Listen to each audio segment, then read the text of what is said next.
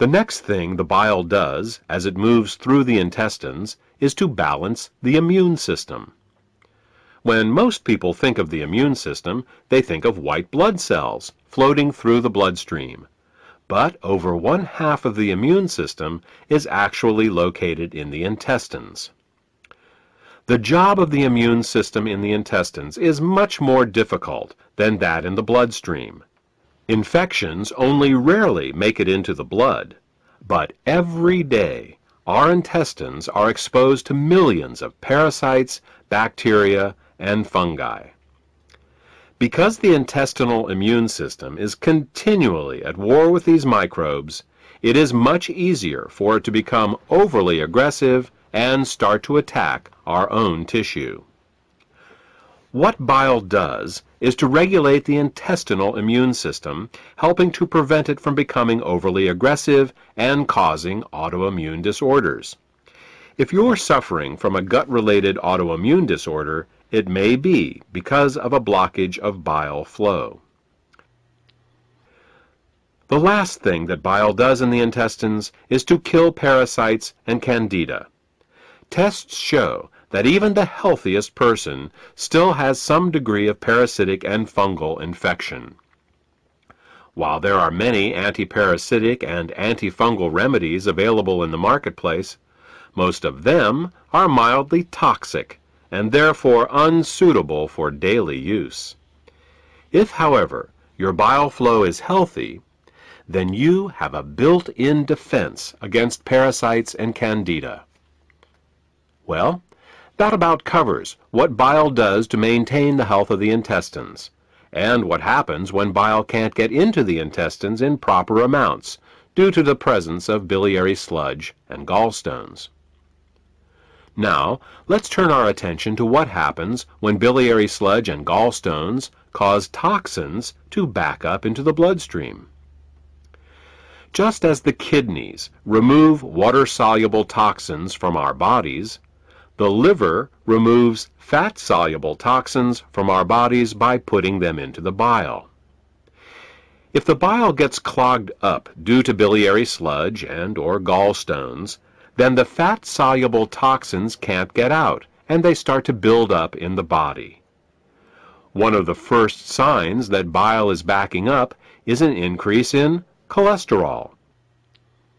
This happens because the only way cholesterol can leave the body is through the bile. Impaired bile excretion causes cholesterol levels to rise. It's that simple. In addition to the levels of cholesterol rising, bilirubin levels can also begin to rise. If they get to be bad enough, you can see the whites of a person's eyes, and sometimes their skin, take on a yellow tint.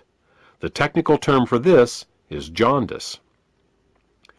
While an increase in cholesterol and bilirubin levels in the body is easy to recognize, the accumulation of other toxins is not.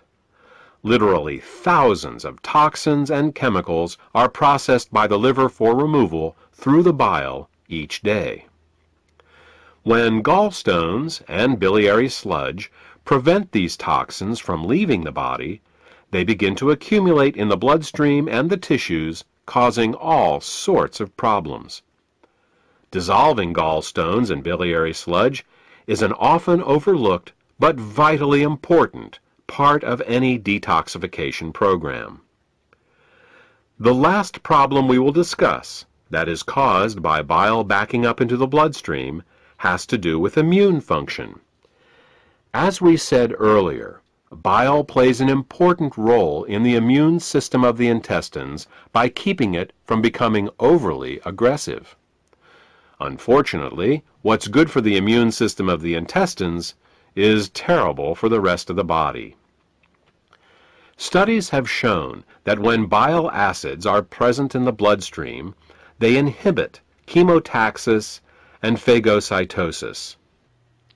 These are fancy words for how well white blood cells can locate, move towards, and swallow infectious microbes. Thus, what starts out as a beneficial immunoregulative action in the intestines becomes an immunosuppressive action in the bloodstream and the tissues.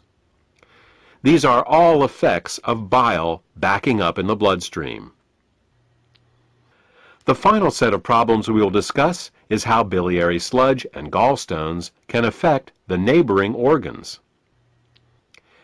In addition to bile acids backing up into the bloodstream, bile can also back up into the pancreas and liver, where it can cause alkaline burns.